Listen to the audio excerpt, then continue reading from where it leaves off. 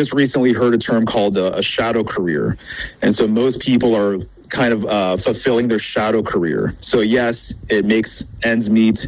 Yes, you're making money, but it's not really what you're here to do. You know, there's no sort of sacred aspect to it. So everything was just so sacred way back when that literally even your work was part of sort of your spiritual framework, right? And they had a completely different idea of what this sort of is all about, basically.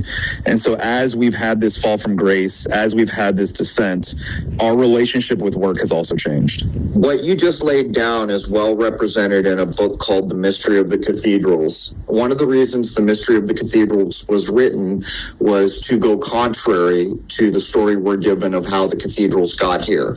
But in the ideas that Mario just expressed, one of the things that we lost to our detriment was guilds. Yes. And in a guild, you took an aptitude test when you were young.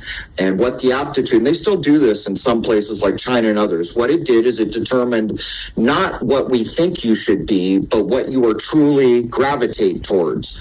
Then there was a guild for that. And you went into the guild as an apprentice. Now, this is a million miles away from what we do. We go into a room where we're taught to shut up, sit down, memorize, raise your hand to speak, ask permission to pee. It is completely built around the idea that you will go work for the factory.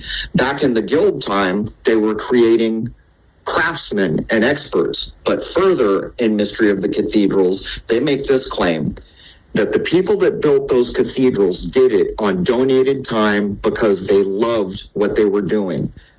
Work was so different back then that the average person, I forget the exact time, I want to say 12 or 14 weeks, that's how long they had to work to have a better than upper middle class existence.